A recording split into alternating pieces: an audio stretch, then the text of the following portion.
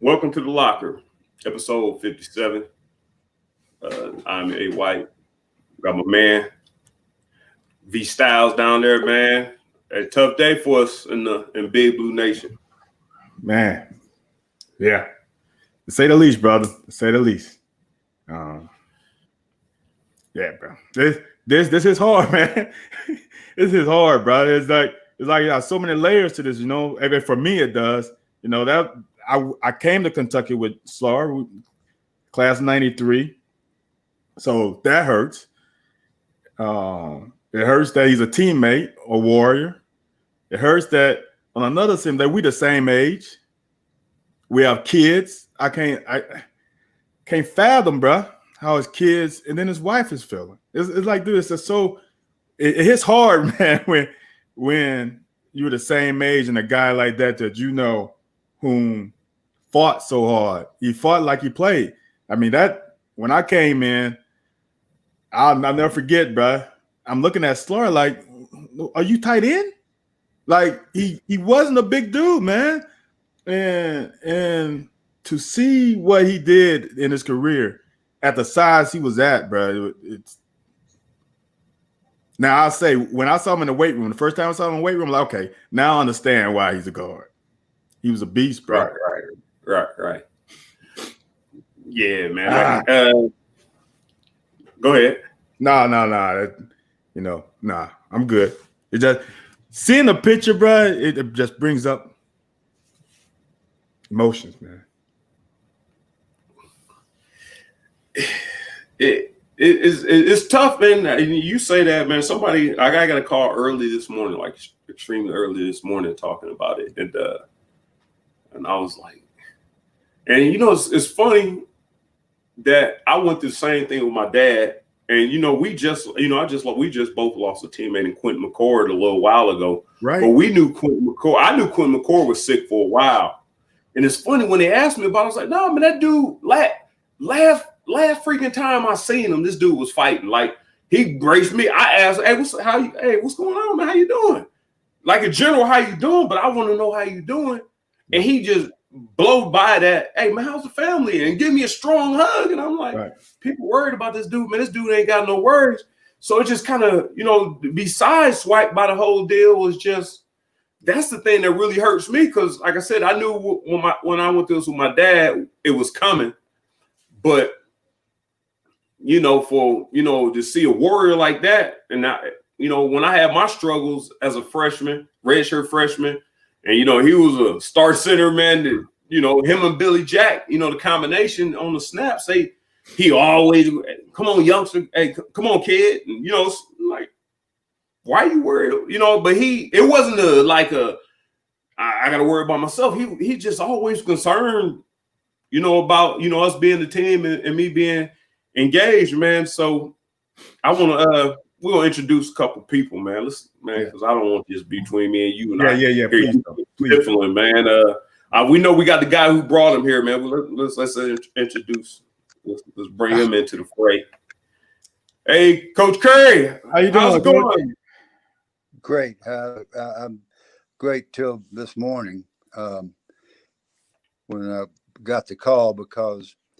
I've tried not to. I signed off one time because I felt like I was eavesdropping on a private conversation because I came on about the time that Van told me to.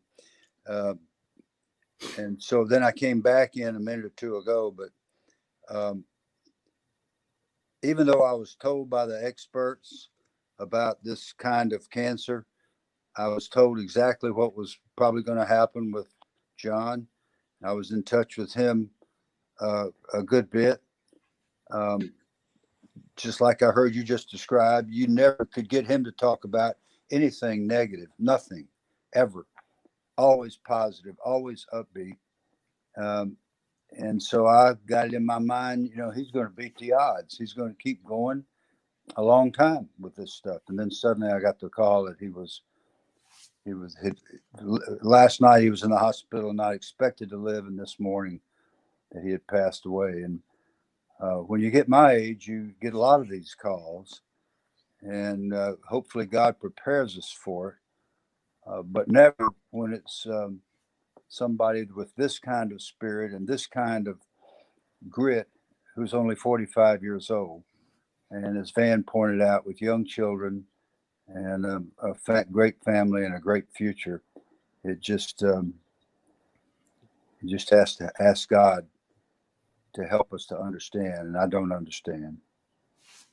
So, Coach, what did you see in Schlarman in high school at his size that you felt could help us and help you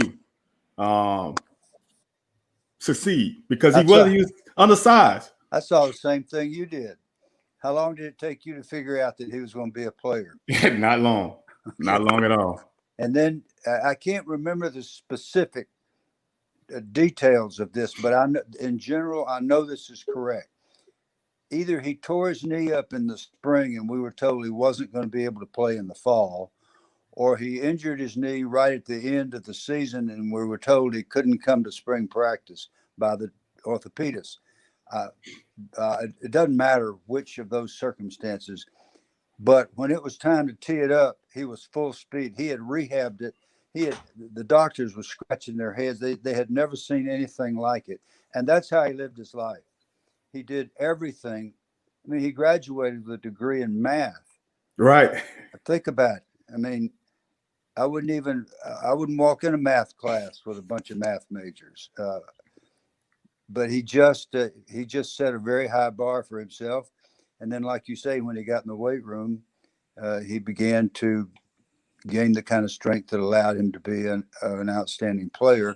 And then obviously he was a great, great coach. Yeah, I remember that knee. I think he actually started squatting before he had the surgery, which was crazy. Well, we had to watch him. He would sneak in the weight room. He wasn't one of those guys that would sneak out. Right. You had to get him out of there. Yeah.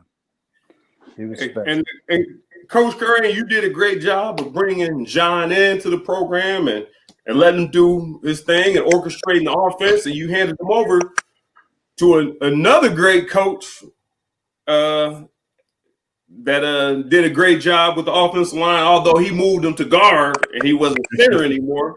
But Coach Morris, how's it going, Coach? It's going, baby. Hey, man, good, man. I'm glad to see you, man. Got your lovely daughter next to you, man. So you got some good arm candy with you.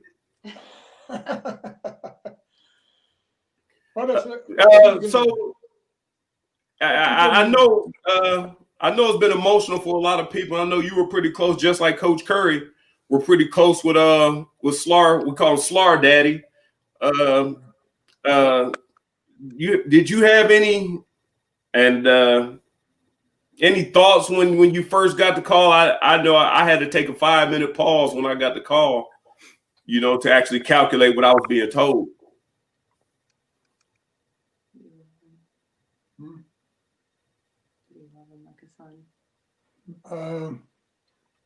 I love him like that. He's my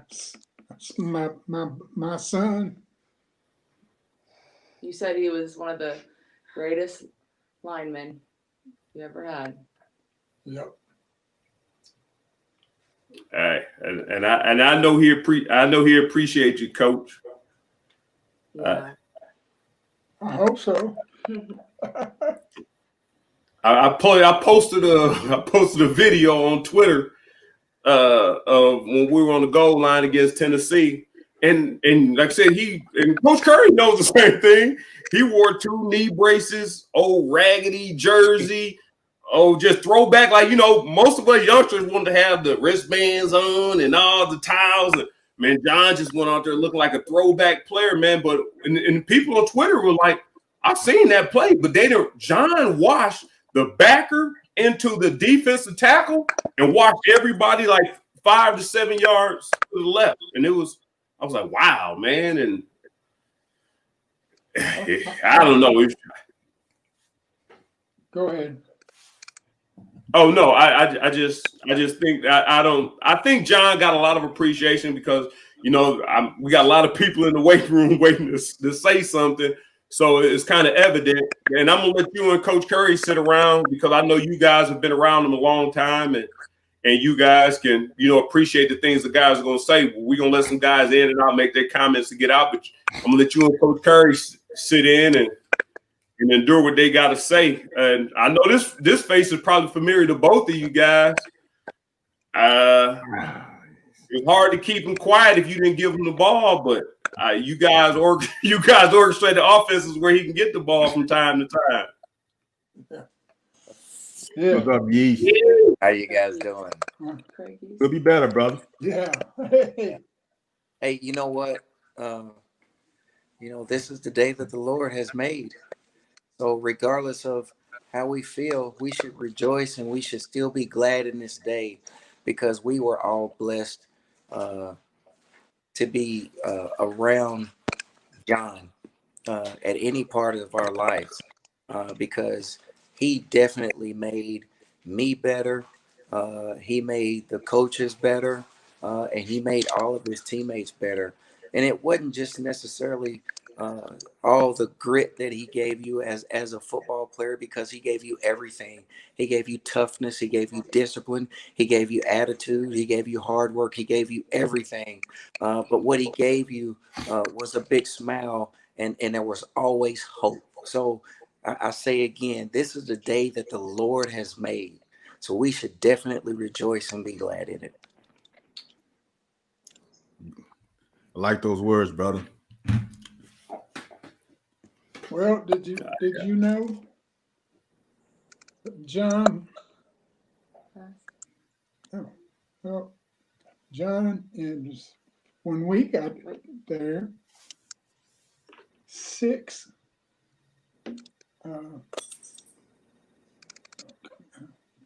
What were you saying? Trying to When you got to UK? Yeah.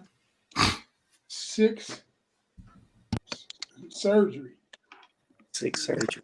Yep. Oh, true. Wow. Yeah, that is true. Yeah. Coach Curry spoke of that. Coach Curry started giving them the surgery. So Coach Curry, how many surgeries do you have under you, Coach? I didn't get a vote on the surgeries, but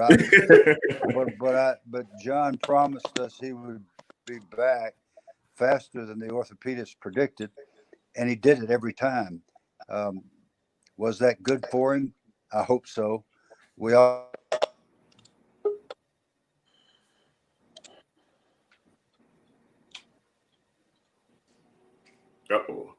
Uh-oh. So I got another guest who wanted to say a couple things. He's from that area, that part of town, and he's covered John in high school and when he was a kid, and he's actually worked in the media with me. Mark Berger. Mark. Well, Anthony, thanks for having me on. I feel weird being a part of this. You're not having played with them or coached them or coached them or any of those things. And first of all, it's a thrill to see Coach Curry and Coach Morris again. I hope you guys are both well. But I met John, I think, for the first time when he was 14 because I went to college with all of his his brother and his sisters. They all played sports at NKU when I was doing radio there. And he and I would shoot baskets on the floor before the doubleheaders tipped off. And so I got to know him a little bit as a kid and know his family really well. And, and the things that we saw from John as a player and that we saw from him as a coach and that we saw from him in these last couple of years, like that's always just been a huge part of him. And Coach Curry, you recruited him and you can obviously speak to that as well. But that's the way that whole family is wired, and they've always been that way. And I'm heartbroken for Leanne, who I don't think I've ever actually even met, and the kids and the whole Schlarman family. But it's he is one of a bunch that was built to run that way. And I think one of my favorite John Schlarman memories was I was doing local radio when he was in high school, and they played Paducah Tillman in the Thoroughbred Bowl over here at Tates Creek High School. And he and another kid that I think came to Kentucky spent most of that day getting up off of Billy Jack Haskins because they just beat him dang near to death all afternoon. And I talked to him a little bit afterwards. You just see the big grin on his face. And I think that's what I'll remember the most about him is one, his tenaciousness, two, that smile that he always had when he wasn't being tenacious, and just three, the way he spent his time here at UK. I mean, he led in high school, he led as a player in college, and I think that's I think if you can say that about somebody, that's a great group of things to be able to say about anyone. I appreciate that, Mark, man. Like I said, I wanted to have you on. I know we worked for a long time in the media industry, and you've always had great things to say about him. You knew him before I knew him. And yeah, I think I wrote the senior profile for the game program for him when he was in his last year as a player too. So it's just. I'm just glad you could actually make it through this thing without breaking down. So I am stunned. Hey, you but come a long way, glad. man. You come a long Guys, way. I feel for all you all. Prayers for everybody. Y'all have a good night. Appreciate it, Mark. I appreciate it, Mark. You too. And I'm sorry to the listeners, and like I said, we got a couple coaches on here. We got that my bandwidth is being extended because everybody has something they want to say. And there's another guy I work with in the media, and I wanted to have him on because I know he worked with John after all of us. You know, we played with him and seen him when he was young and spry and a spring chicken. But Curtis has been around him as he's becoming an adult. And, you know, I just wanted Curtis to see what Curtis had to say about the situation. Yeah, so it's been an interesting journey.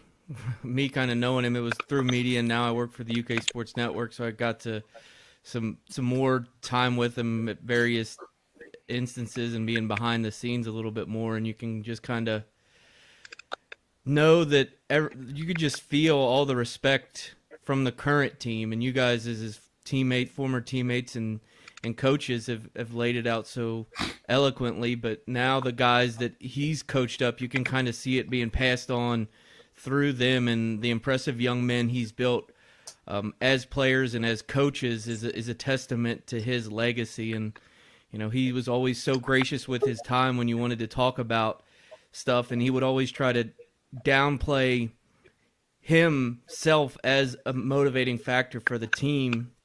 And he often talked about how they motivated him, and that kind of motivation loop, which is also kind of a love loop, you could just see it, what he meant to the program at Kentucky through so many generations. Appreciate those words, Curtis. Yeah, go ahead. Oh no, I was going to say I agree 100% with what Curtis said, man. You know, and I wanted Curtis on here because one thing, I don't know if anybody knows any different than Curtis. If anybody I know that's on the screen right now would know different, was that while this whole thing was going, and Anwar Stewart, my homeboy, Bill Curry recruited him. We brought him in here, good guy from Bay High down in Florida. I talk to Anwar every day, and I don't slight at any means that he, you know, kept it from me or anything. But I just keep going back to whenever I was around John, it was always, you know, just good things. It wasn't about me. It was about what's going on with you. You know, his grip was strong. Everything was strong. So, you know, not to, you know, to have an inkling or to know that whatever conversation I was having with him, possibly the last conversation, is something, like I said, I know Curtis has dealt with the team and been around the team a little more. So I just wanted to kind of see, you know, how he felt. And yeah, I think I heard like I Coach said, Curry man, Curtis, I appreciate it. Curry said it earlier that you didn't expect it. Go ahead. Even though you knew. And, you know, you kind of got the feelings, but you just never thought it would come. And that was the way of Coach Schlarman, that he made you feel at ease no matter what he was going through. And that's something that all the coaches talked about. And for him to be used as an example for everyone, I mean, from the guys that were technically his bosses down to one of the walk-ons on the team that you see posted on social media about how much he meant to him. That shows that the reach that he had from the top of the program to the guy that's kind of maybe in some people's view at the bottom of the program. And that just shows how special of a man he was. Yeah, how's the team handling that? I mean, I know they're doing as best as they can, but what's the mood like in that new facility? Yeah, I mean, I'm not in the facility. I've reached out to a couple people, and it's tough for them, you know. They're appreciative of all the stuff, and when people I talk to the most is Susan Lax, media relations. She's one of my main contacts, and she tried to, like Craig was saying earlier, trying to look at it as positively as you can, and just be appreciative of the time you got to spend with Coach Schlarman. And from my standpoint, it was just 15, 20-minute interviews every 2 or 3 months.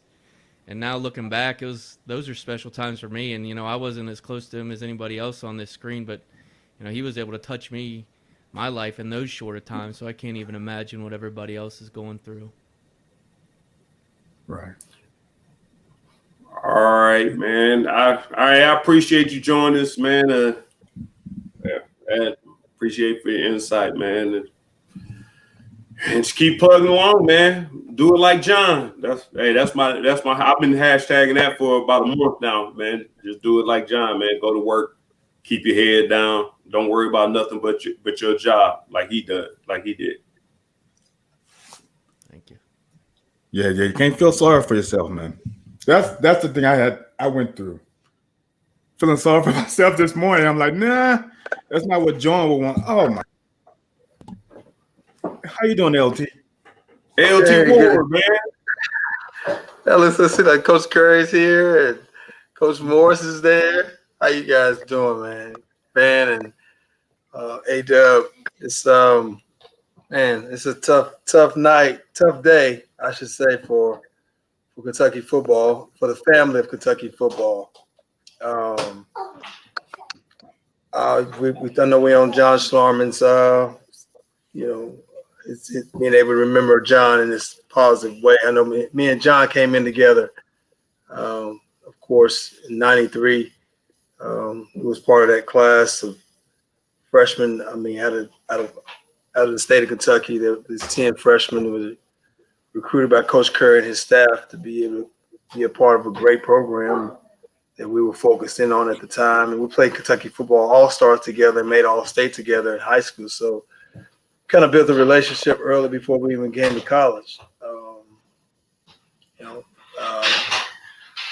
John was a solid dude, man. I mean, throughout college, of course, we all, from this being around him, he was a positive dude, always upbeat, just a grinder, and that's the way we were taught. That's the way we were focused as far as our grooming process by the coaching staff and Coach Curry leading the way. So he's a really good guy. We stayed in contact, of course, throughout his coaching process.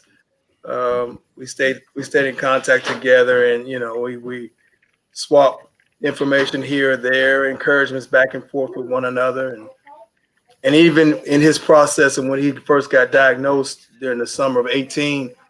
My mom was in a situation where she was getting low, sick herself, and at my mom's wake, he was able to be. He was in his own selflessness. He was able to be there to support me and my family when he got diagnosed with cancer. So it's just a testament what kind of guy John was, man. He was a strong dude. He didn't want you to know a lot about what probably went on with him. He stayed positive all the time. So every time I encountered him when I went to practice to see him or was around the team for a little bit here or there, he never talked about anything other than being positive, big hugs, and glad to see each other, just that brotherhood. So, when I got word today from after when I was in the meeting. I was actually in the meeting when I got word that he passed his passing. And to be honest with you guys, man, I broke down right there. I was hurt, stunned, So it's a bond, man. Bond with you guys, bond with John. It's something that you can't really explain to anybody unless they go through the process, unless they played at that level, because it's a bond that we've gathered throughout all the days of practicing and games, and just going through all the highs and lows of the process, man. And when you lose a brother like that, it's tough. It's tough. Unless you go through it, unless you've been through it, like we guys are going through right now, you really don't understand. So it's a sad day, but I'm my heart goes out to him and his family and his kids and his wife. And it's just a tough process, man, to really digest. And it makes you really want to be able to tell guys how much you really care and love them, man. I mean, and I truly say that with you guys on this video right now. I love you guys, man. That's real talk, dude. We went through wars together, and nobody can explain or understand. Only we know what we've been through. And it's a testament to that man, Coach Curry, and Coach Morris being alongside as well. And I appreciate everything, man. But it's love. When I say I love you, man, I genuinely love you, dude. And that's real. And we have to understand that our lives are not promised, man. Not promised at all. So we have to be able to embrace one another every chance we get, man. It's just where I'm at right now in my life, dude. It's a shock. It really is. Yeah, some kind words, man. I mean, you echoing everything we believe in. Like you said, these two coaches on the screen, man, that I had the opportunity to be coached by. I mean, I just can't imagine. I was, John's age. We were right next to him, but I know both of these guys. I know I can speak for both of them. Like all of us were like sons of these guys. So these coaches. So to lose a guy like John, man, we kind of feel like we lost a brother. I know both of these guys feel like they lost a son. Absolutely. Exactly. All right. I know he's a little bit younger than John, but you up in the Cincinnati area, up on the border, man. Lamont, you got the news today, just like the rest of us, man.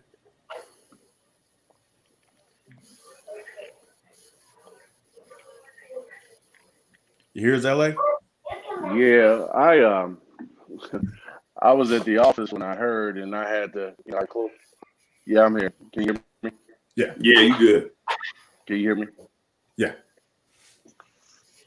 Yeah, man, I got you. You guys hear me? Yeah. Okay. Yeah, I was at the office. Okay, yeah, I was at the office when I heard, and I had to close the door for a few minutes and take some time to myself because, John and I didn't talk much since we left UK, but I kept, when how you coaches are, Coach Curry, Coach Morris, how busy you guys are, and I don't like bothering people while they're at work, and so I kept in touch through his sister Tammy, who she's a teacher at my daughter's middle school, and his nieces actually play with my daughter at her high school.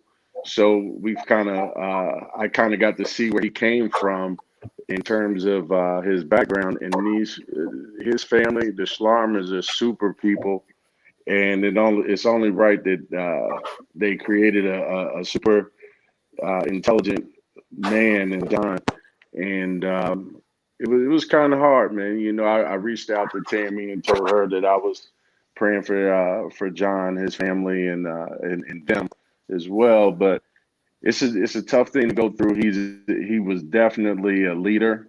That showed when he got voted in as captain.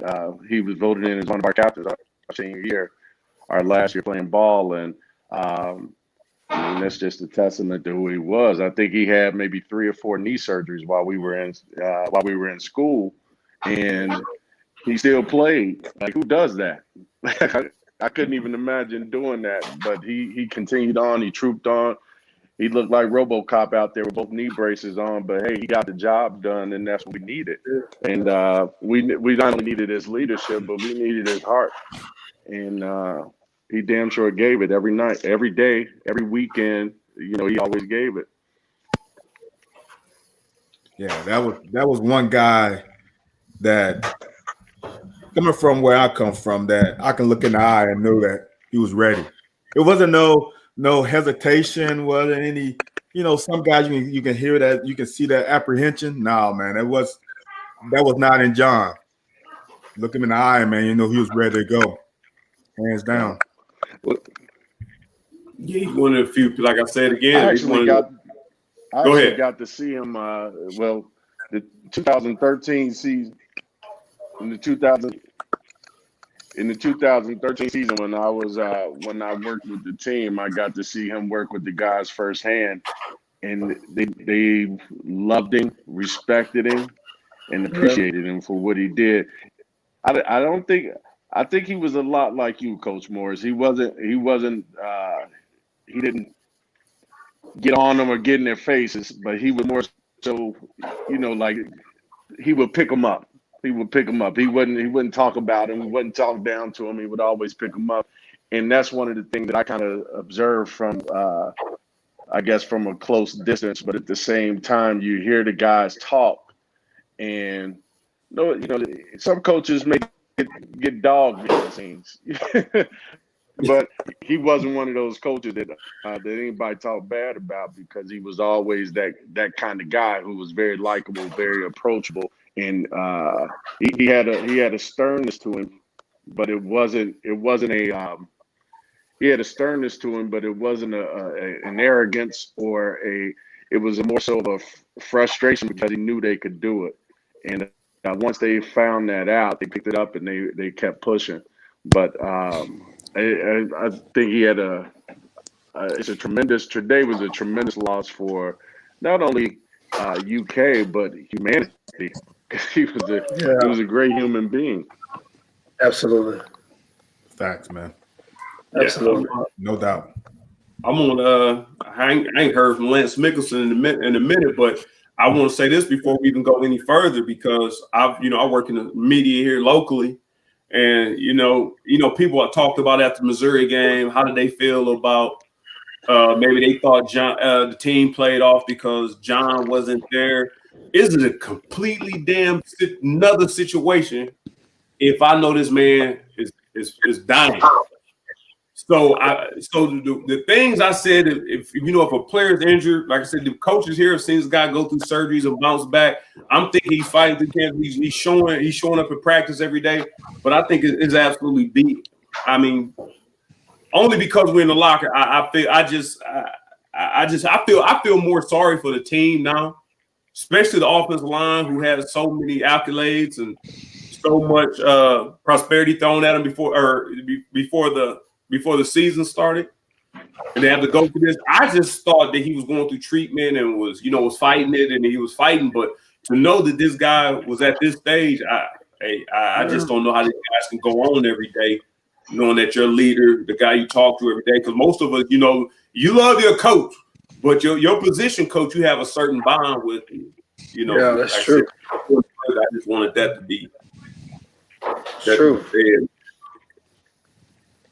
And Lance, I believe you played a year with John? 2 years. Okay. You're a little younger than I thought, man. I'm sorry. Yeah, I was a junior college transfer, so I came in. College. Snow College, yes, sir. Yeah, I'll never forget. Coming in as a junior and a junior college transfer. John was just always really, really kind, and that's the kind of guy he was. And I've always appreciated guys that were just good people. But when you get them between the lines, they were animals, and that's how he was. I mean, and not all people can do that. I mean, he could get between the lines, and he was a whole nother person. But when he left the field, he was just the kind of guy. He was very kind, is the word I would use. And I hope our faith, all of us have, will know that he's in a better place. And he deserves his reward because he's just one of the good guys. Hey, by the way, it's good to see all you guys. It's only been 20 years. So, it's just a pleasure to hear your voice and see your faces again. I think about you often and keep track of you, some of you on social media, and it's good to see you. Man, when your face popped up, when your name popped up on the screen, man, it gave me a smile. That's the first smile I had today, man. Oh, Lance, man. Oh, man, Lance from Mr. Furley, man. I'm glad to see you, man. Along with a lot of these guys, man. Everybody on the screen right now has molded my life in some way, man. Especially the two coaches above. You know, Littleton was my host on my recruiting visit. Anwar was my road dog. Bubba, you fumbled after I fumbled in Alabama, so that helped me. So everybody on the screen helped me out. But yeah. So Bub, man, I know you got some. You done spent some time with Slar Daddy, as we call him. Right. Yeah. I have had the good fortune of, sort of being here and being around Lexington, being around John, and sort of watching him endure his illness in an extremely heroic way. I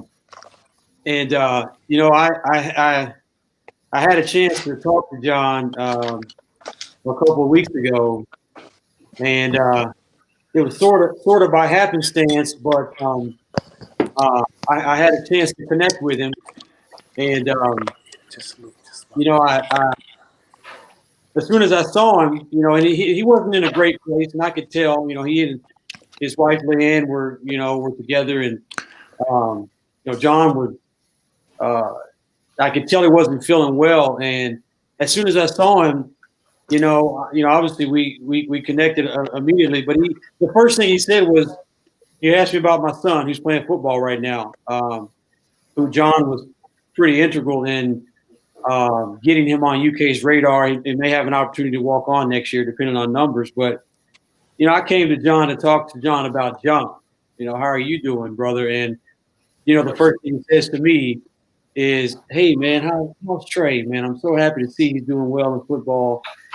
And that right there is the epitome of John, And I immediately just, thank you, John, but, how are you? And I think this was shortly after he had missed the Missouri game. And, it was tough. It was a tough moment. I had a chance to tell John I loved him, and told him he was leaving footprints on this earth that'll never be forgotten. And and that was, I was fortunate to have the opportunity to talk to him a couple of weeks ago and keep in touch with Leanne and over the course of the past couple of weeks. And it's just tragic. But John was one of our brothers, and just real quick, I'll talk about sort of my memories of John from playing football. 90, I came in 94. John to me was he's that guy that kind of carried the persona as the big bodyguard. You know what I mean by that. But John obviously was a sort of a tender-hearted guy, but we all know when he got in the trenches, it was a different story. But he was just that persona of the guy who's going to come and protect the other guys getting picked on, if you will. That was John, and it's tragic, but we got a chance to see really what he was made of. With the strength that John exuded was to be envied. And he fought to the end, and it makes me think of the fight song "Till the Battle Is Won." Absolutely. John.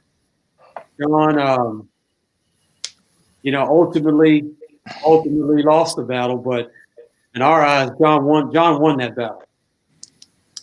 John won that battle, bottom line. So the battle was won and he won it.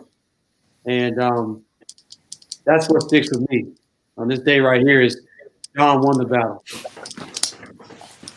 Absolutely, absolutely, man. Absolutely. Man. So, oh Lord. All right. Big Stu.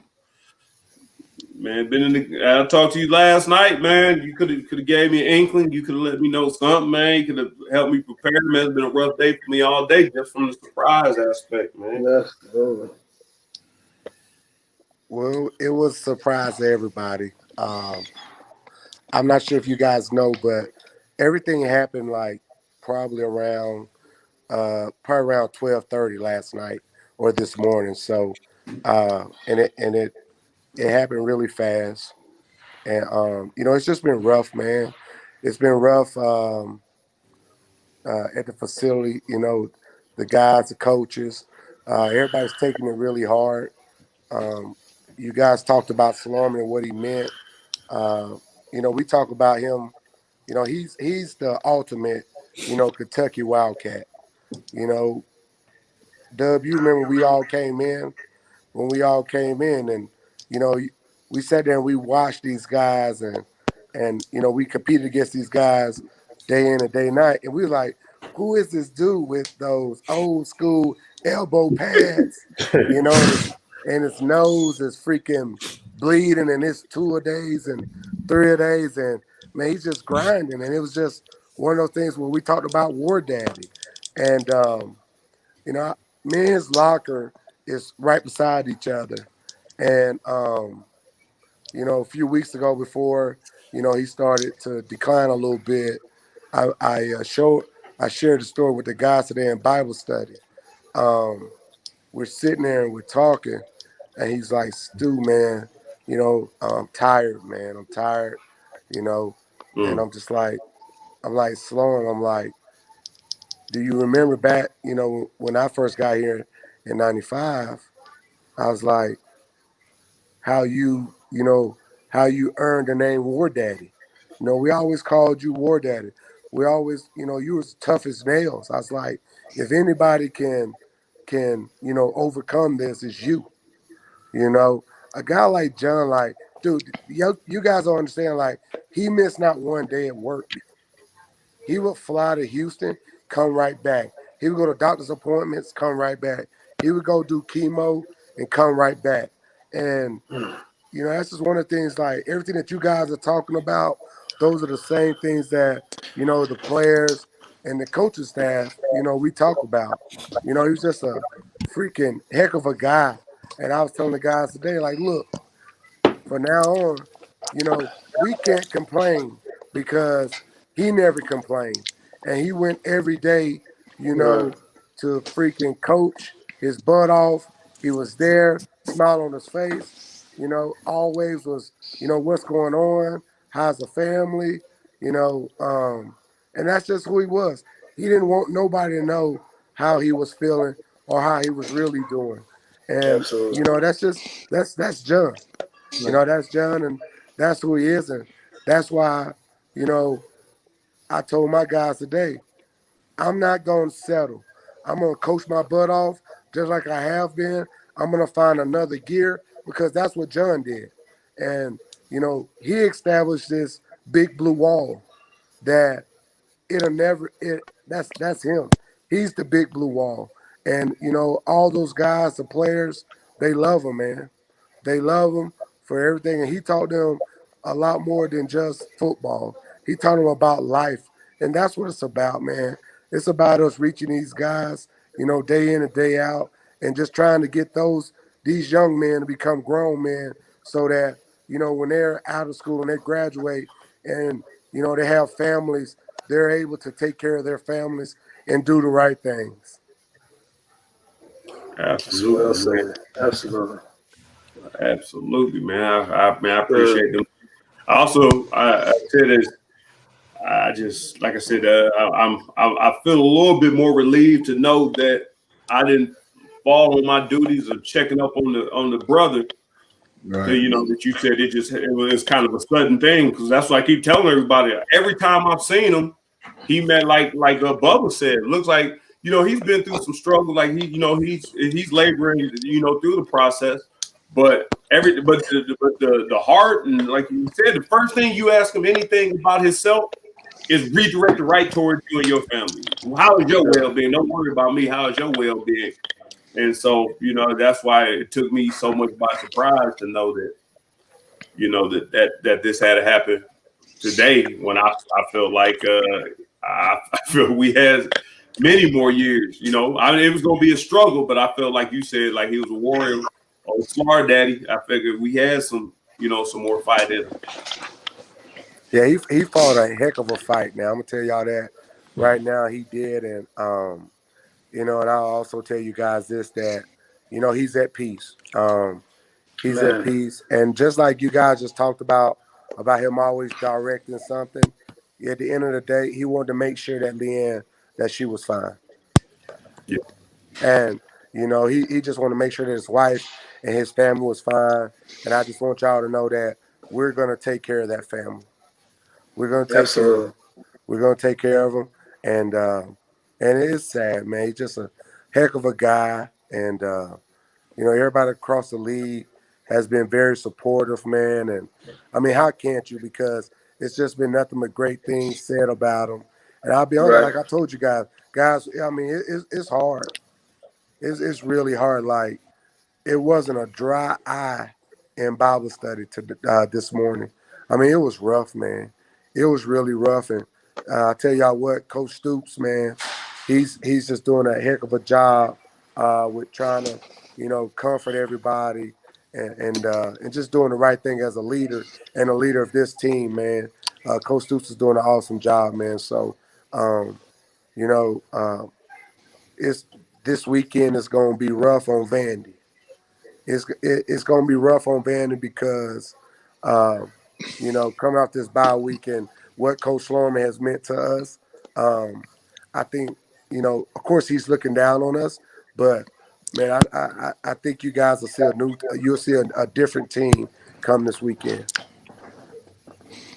I appreciate that, man. Appreciate those words, man.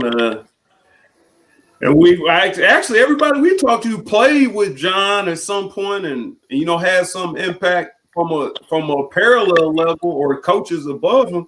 But the youngster in the group, Max Godby, man, how did he treat you guys, man? Like, how did you feel when you got the news?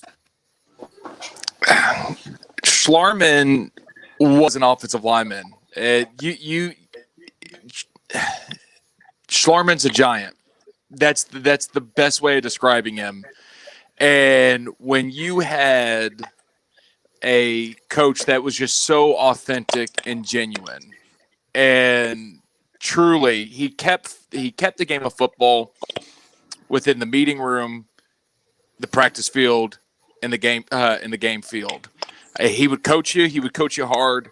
But as soon as you got done with practice and you're walking down that little hill from Nutter, from the natural turf onto the artificial to get inside, you always had that big arm coming in behind you, giving you that bear hug, just asking how everything's going and just saying, I love you. And giants aren't supposed to fall. And that's kind of what I've caught myself saying all day today, just in disbelief of it. Yes, the cancer was getting more aggressive. Yes, we know that it was taking a toll on him, but every single one, I mean, all these old offensive linemen with me, we always text, we always talk, and every single one of us was like, he's going to pull through. It must just be a rough week of treatment. He's going to pull through. And cancer doesn't play fair.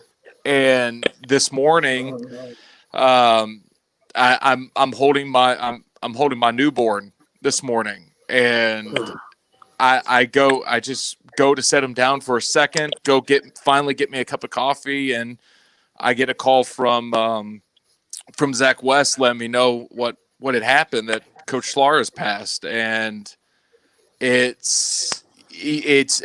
think I'm still in the disbelief phase, just the shock of it. And Schlarman was without a doubt, he's a rare breed of coach. And where there's so much pressure to win. There's so much pressure to win in this league. And there was so much pressure when Coach Stoops first got to UK of there had to be improvements that were made instantly. You had to do something immediately.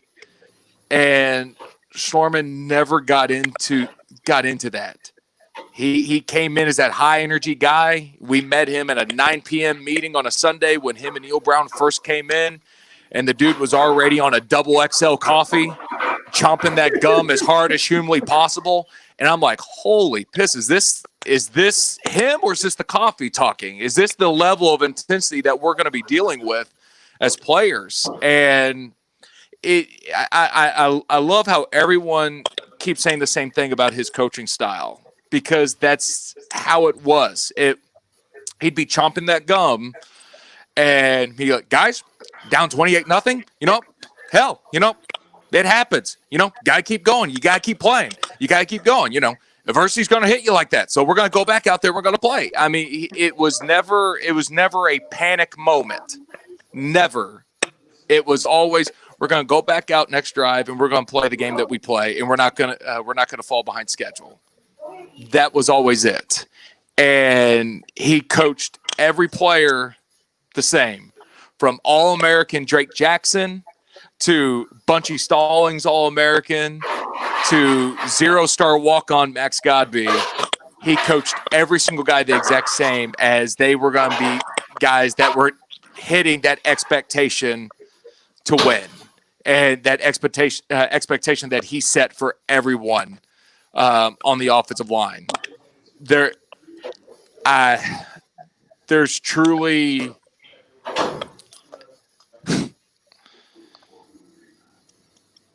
he's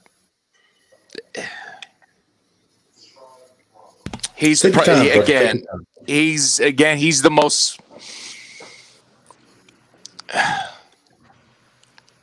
yeah. I mean, he's such an unbelievable coach, but he was such an unbelievable man, and a guy that just gave me a shot. He owed me nothing to put me in rotation. He owed me nothing to give me a chance to start in the SEC. He had no dog in the fight after, you bring in a new coaching staff and you bring in guys that are better than you and guys that are going to be able to come in and play immediately. And he could have just put me to the wayside, be like, you know what, next man up mentality. We got to recruit. We got to get better, and still found a way to get me involved. And that's the kind of guy he is. He does the right thing. He does the thing that you don't expect a lot of people to do. And I will never, ever be able to repay that man for the way he set up my college career, to then getting to know him at a professional level, to work with him when I went over to Cats, to continue to stay in touch. The man's legacy at the University of Kentucky, this state, it's been cemented. And a part of me, I'm glad that he's no longer in pain, but I hold in the comfort of knowing, for me, that this is not the last time I'm gonna see him.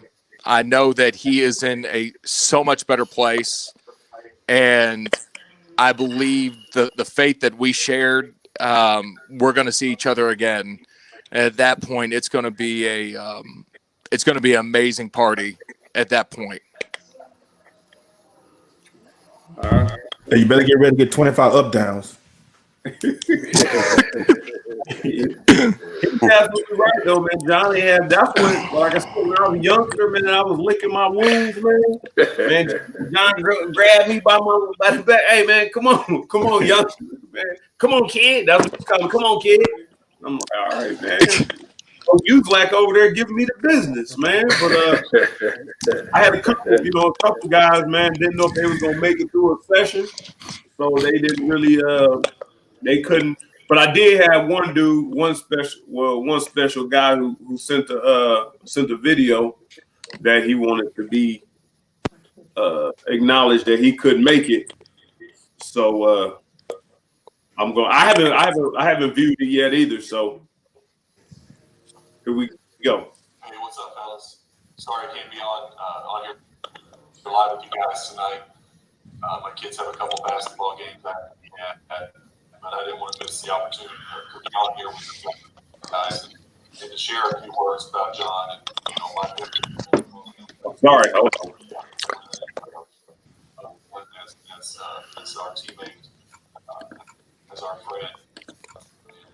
It's just a really, really sad day for Kentucky football.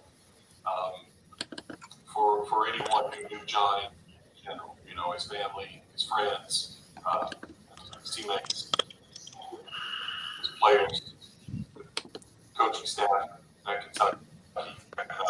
John inspired so many people.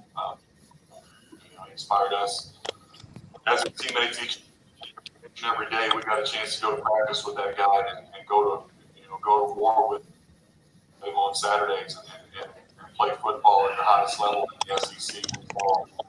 Schlarman. Just embody everything it is to be a Kentucky Wildcat and to be a great teammate and a great leader. John was loyal, hardworking, dedicated, stubborn as hell.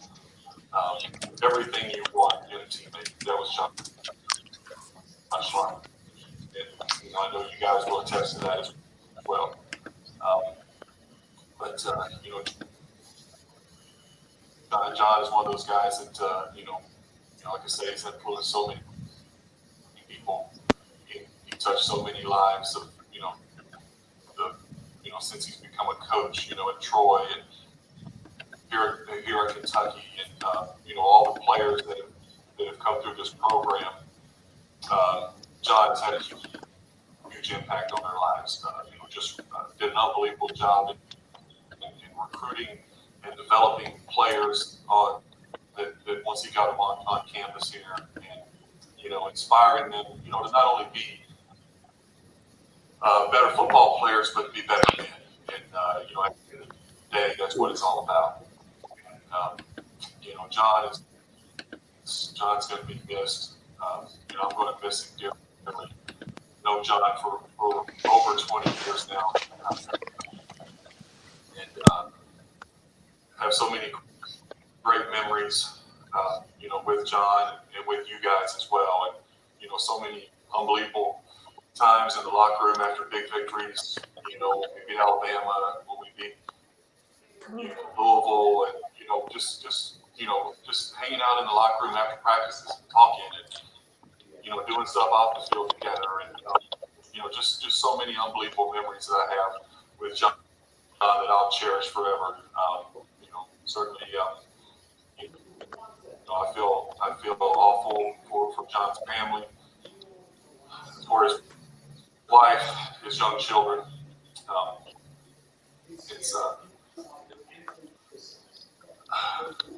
It's tough, man. It's but John fought this thing to the end. Which was no surprise to any of us on here. We all knew that the minute John was diagnosed with cancer, that cancer was in for a damn fight. John,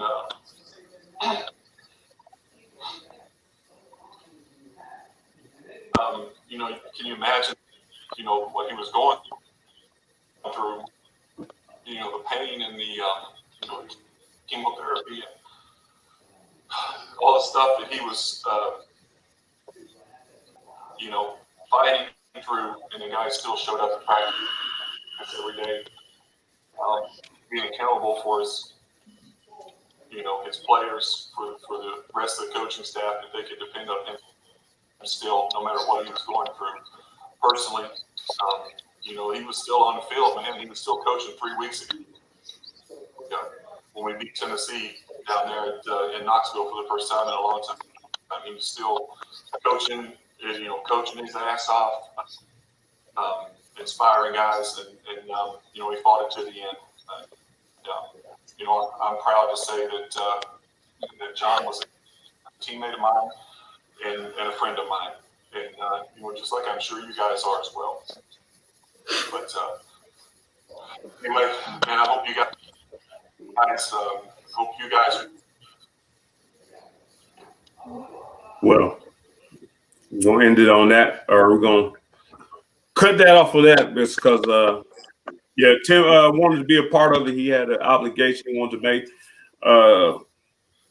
Jason Watts, and I know Coach Morris, you know, really close to these guys, and I appreciate all you guys for coming on because I know Jason Watts and Schlarman, because Schlarman Jason Watts took the center position not took it from him, but was handed over.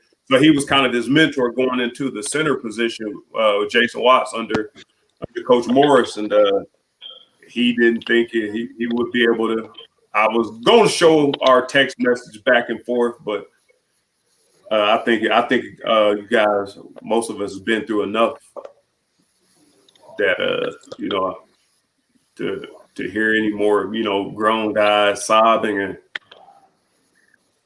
hurt and tortured over, you know, the loss of our brother. I consider him a warrior at this point, man. Somebody asked me earlier in the interview earlier today, like if you could think of one word at that point, I could think of as soon as I got off the interview, the first thing I think of is warrior.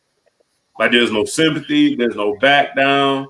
There's nothing but moving ahead, and that's what warriors do, just move ahead. And so, like I said, there was a couple guys, you know, that we played with that aren't on here, that he played right across side from, that, you know, didn't feel like they could make it through the situation. So I just wanted that to be acknowledged, that they did want to be here, but they couldn't, and Tim decided to send a video, so I wanted to show the video. So We're gonna head off here, if that's okay, but we just want to say thank you. I know my dad's happy to be here, and we love John and his family, and we wish nothing but prayers for them, and they know we're here for them, right? Right. So we love them. I know he made a big impact on all of your lives, because he made one in ours too. So thank you for having us. all right, thank you, Coach Moore, for joining us, man. And hey, Coach, man, hang in there, man. I mean, you've had a huge influence, just like John has, on a lot of us, man. It's good. It's good to see you. Good to see you coming out, man, and showing support. And hey, keep plugging along, man, just like John would. That's right. Thank you. Coach Morris, I like this hair you got going on, man. Huh? You got all this hair going on. Thank you, guys. Thank you. All right, thank you. God bless you guys. Have a good night. Listen, thank you. Yeah, so you know, wrapping up, guys. I mean, yeah, we didn't get to go ahead. Touch on something Stu just said about feeling sorry for Vandy this weekend. And we all know the emotion that goes on in the locker room just in the game of football alone. But can you imagine? I would give anything to be a fly on the wall in the locker room this weekend. Can you imagine the amount of emotion that's going to be flowing through the veins of every single person, trainer, every single person in that locker room, especially the guys that are getting ready to strap it on. I can't even imagine the amount of emotion and it's gonna be crazy, man. gumption. You know, just everything that's going to be going through everybody in that locker room this weekend. So, like you said, man, I feel sorry. I feel sorry for the guy for the D line across from the big blue wall this weekend. Oh, it's going down. Believe that. Yes, sir. You know, it ain't just going down because of John, but you know, guys, all this season has been, you know, pretty much dedicated to John and Chris Oakes. You know, and you know, we talk about, you know, Kentucky, and we're trying to get the guys that's playing out to understand what it means to wear that K. Absolutely. You know, what it means. And, you know, Coach White did an excellent job today. You know, on the wall, he asked the guys, did they know, you know, Oliver Bournette? Or did they know this guy? Did they know that guy? And of course they didn't know him. And he was like, you guys have no idea what, you know, this UK means. And he's like, it meant everything to John. And what we're trying to do is we're just trying to get these guys to understand, you know, the legacy and what it means, you know, to strap it on. Because it's not that I have to do this, it's that I get to do this. And they need to understand that. They get to do this. And when you do it, it has to mean something. Hey, Anwar. Can Anwar hear me? I can hear you. Can Anwar hear me? Yeah. Yep. And I know that Anwar, I know this is a conversation for another day, but you're exactly right. The guys really understanding, you know, what it means to be a University of Kentucky Wildcat, you know, and that you, of course, you played with us. You understand that the passion and the love that you have to have, and the guys sometimes need to understand the background of what it really means to get out there and play at that level and to be a Wildcat. So, I mean, I think that for another day, we could talk about more of, you know, being able to give us an opportunity to be able to come over and show the pride and the emotion to the guys and talk to them and let them know from an alumni standpoint, man, this is what it really means to be a Kentucky Wildcat. This is what you're standing for. You know, I think it'd be an awesome opportunity at some point on down the I road. agree. I agree 100%, Littleton. I do. I really, and you guys know, I've always talked about you guys coming back. Man, we got to get, you know, of course with the COVID and everything, it's not going to happen. But you know, once this thing blows over, man, you know what? I think that we got to get back, guys. We got to get back. We got to be, you know, more involved, you know, in what's happening and let those guys know the legacy, man, so they understand like what it really means. You know what I mean? Because I mean, you look at Schlarman, he's the ultimate Wildcat, man, and so these guys need to understand, you know, what does it mean to strain? You know, the strain to go out there and give it everything you have every day. See, they don't know 3 a days. They don't know 2 a days. They know nothing about none of this, right? And so them to be able to understand, yeah, where we come from and where, you know what I'm saying? And so that's one of the things that, you know, Coach Stoops and Coach White talked about today. And we just want to continue to instill that into these young men. But they need to. Like I said, Littleton hit it on the head. I mean, you said it's a conversation for another day, and it could be carried on another day. We get this shit on the table right now.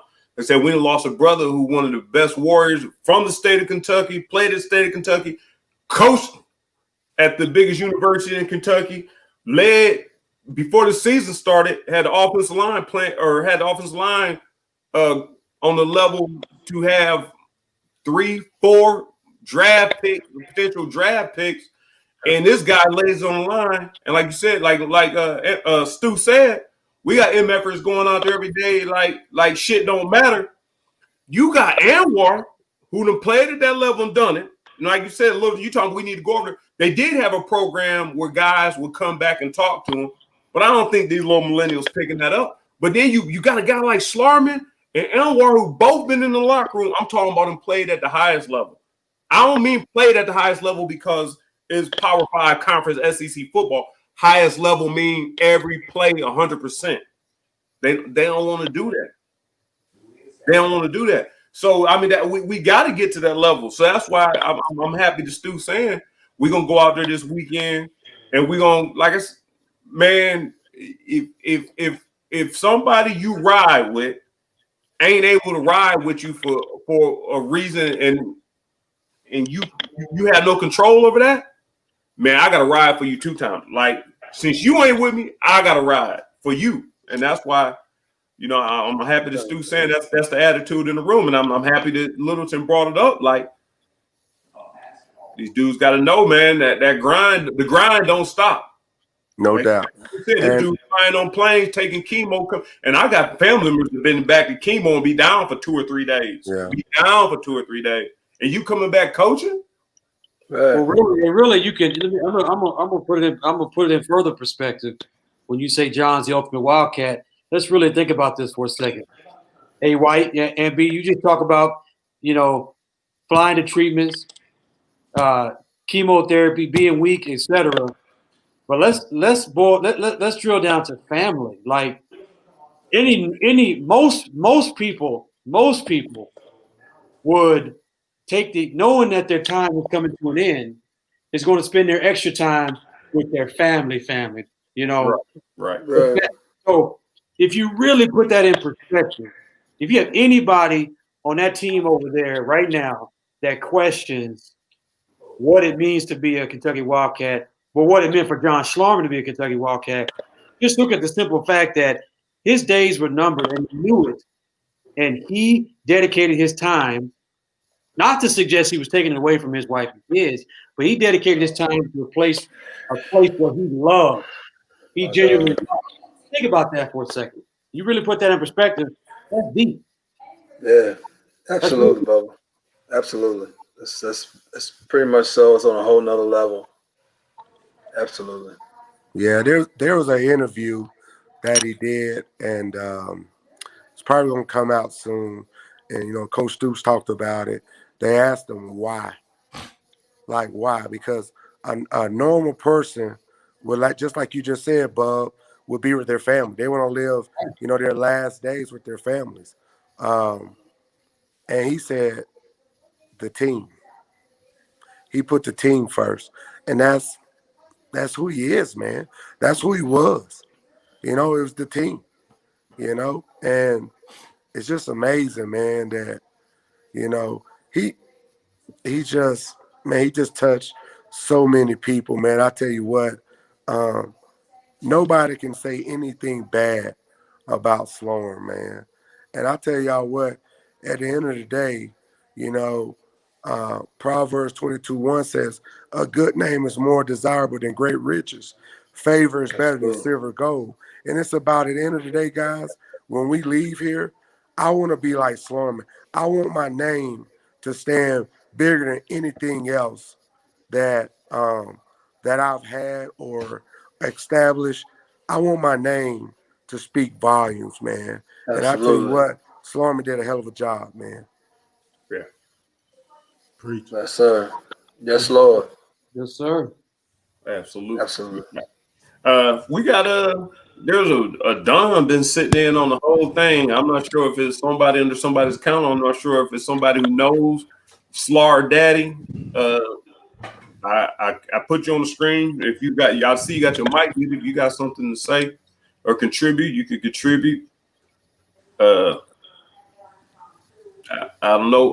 Otherwise, man, you've been awful quiet, man. It may be for a purpose or whatever. I know you'd only. Oh no, you and Littleton both came in with Schlarman together, man. I know we started the show off on the fast pace. You got your introductory comments in since you heard anything. I don't know if you got anything more.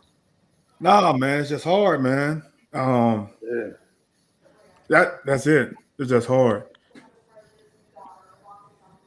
Oh, okay. I know I'm speechless for the first time. It's hard, man. It's like I'm on Twitter. I'm fortunate to work at home right now and work on my laptop, and I have Twitter. I have 4 screens. I have Twitter on one, so I can keep checking it. Today is the first time I ever turned Twitter off, dude.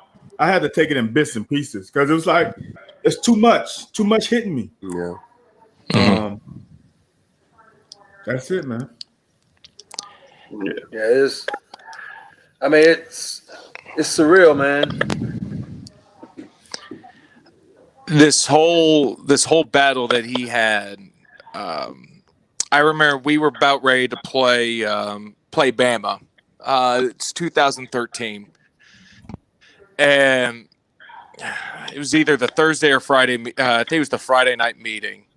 We met, and one of his famous kind of go-to phrases that he would go to. I didn't know if he continued it after I left or not, but it would be, "We'll go in there, and no matter all the adversity, no matter all the distress, no matter what all the noises, just go in and then just punch an effer in the mouth. Simple as that." And that was his mentality. And he said, "It's Alabama. Who cares? Punch him in the mouth." And I've seen, unfortunately, I've seen people go through cancer, and a lot of the people take on that fight in so many different ways. I've seen some that fought it courageously. I've seen some that kind of went to the wayside, that it was just too much to deal with.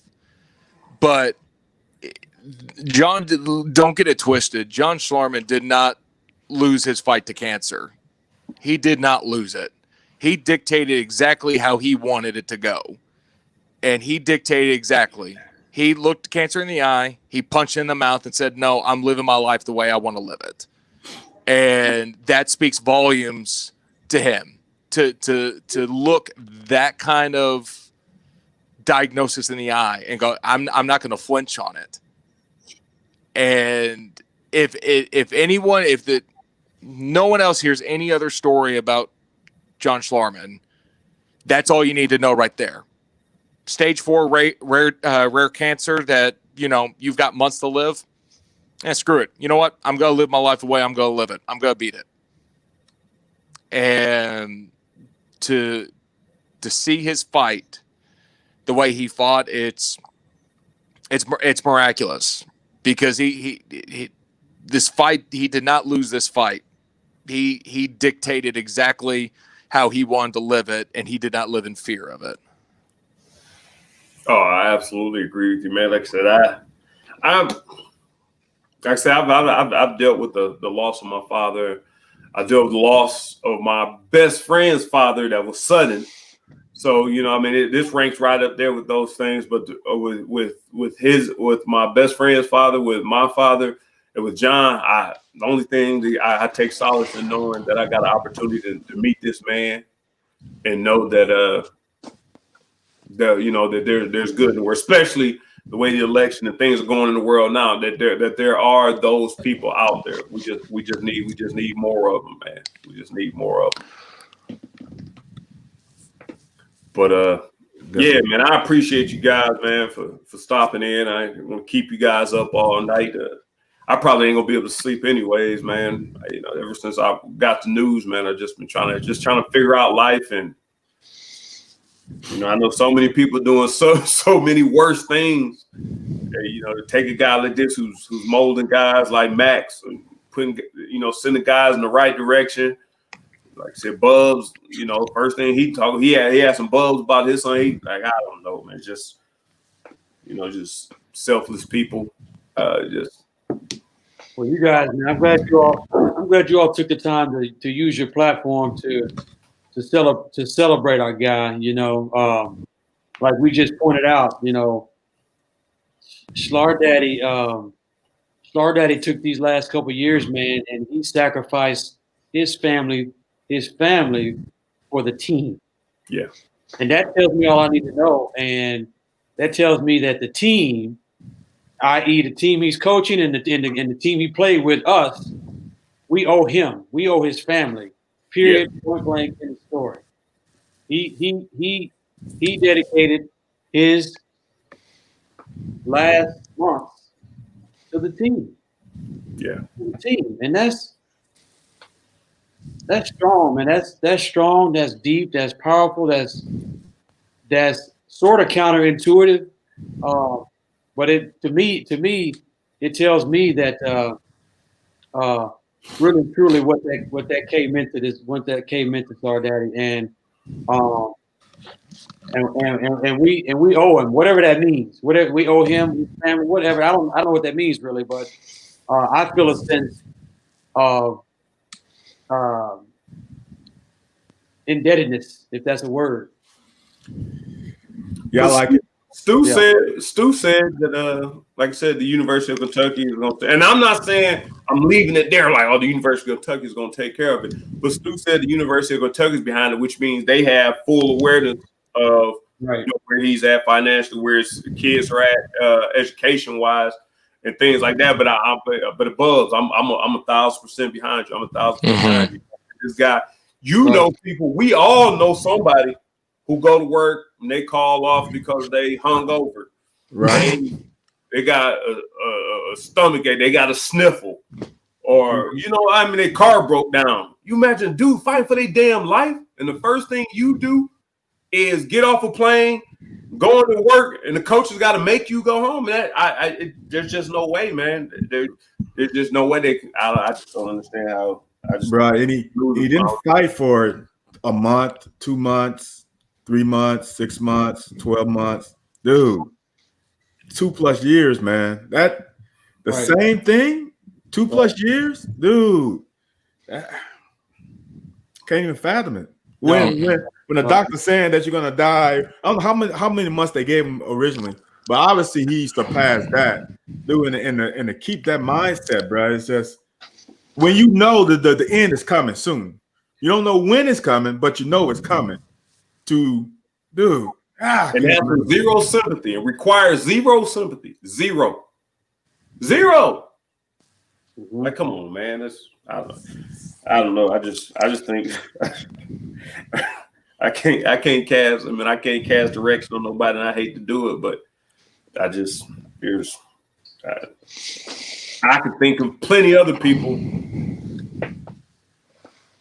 that I think could do the world less good, but I don't know, man. I don't know, man. I don't want to keep y'all on here, man. I don't want to. I do appreciate it. Go ahead, Matt. No, I was gonna say it's therapeutic, man. It's therapeutic because it doesn't make sense. It genuinely doesn't make sense. My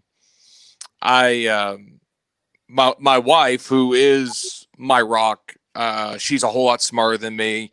After 50+ hours of labor and hemorrhaging and birth, she's still giving me insight on life, and she's a whole lot better than me. She brought up a verse with me today because I was struggling with the same thing. I was like, this isn't how that story was. This isn't how the story was supposed to end. It was not how it's supposed to end. And she gave me solace in Isaiah 55, and it's where God says, "My thoughts are not your thoughts, and my ways are not your ways. As far as the heavens to the earth are my thoughts from your thoughts, and my ways to your ways." And it does not make sense. I've learned that in Schlarman being a man of faith as well, you don't have to understand. You don't have to like what happened, but it's giving that trust and knowing that it's for something bigger and it's for something better. And if faith, that's the only thing I can lean on right now, is knowing that this is going to be serving such a much bigger purpose. The impact that he's had in life, the legacy that he leaves after, somehow this is going to be even more impactful. At least for me, that's what I'm having to lean on. That and a couple of extra shots of bourbon tonight to help me get to sleep.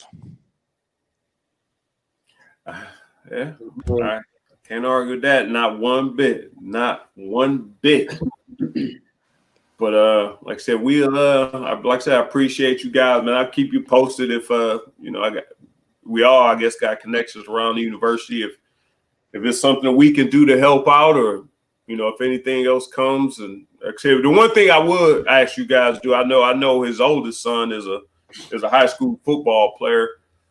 To try to, if you can, put your arms around him. And I'm the type of person, I don't really like all that extra attention because, and if he's anything like John, he's not looking for all this extra attention where, right. But it doesn't hurt to be a pillar for these young men as John was a pillar, has been a pillar for the guys he's coached and us as teammates. Like I said, I remember as a freshman, pulled me up by my little, come on, youngster. Like, I'm like, all right, like, at least he cares. So, right. No, you're right, man. You're right. We gotta sort of do our part. So, I think this is a great start by you guys. Appreciate y'all doing this and appreciate you having me on. And we gotta do our part however we can. So I'm gonna leave you guys with that, fellas. Appreciate y'all having me. V Styles, if you get up here for a game, man, holler at me. Come on, man. You already know that. Yeah. Okay. Max, good to see you, man. He spit out it quick. All right, man. Hey, Max, appreciate you. Van, as usual, man. Appreciate you for doing your thing, man. Hey, man, take it easy, man. Your eyes look a little rough, man. Man, hey, get you a good night's sleep, man. At least try to. My brother. I know you came in with the guy, man. So my prayers with you too, my brother. Yeah, man. All right, man. I appreciate y'all. All right, later. Night, guys.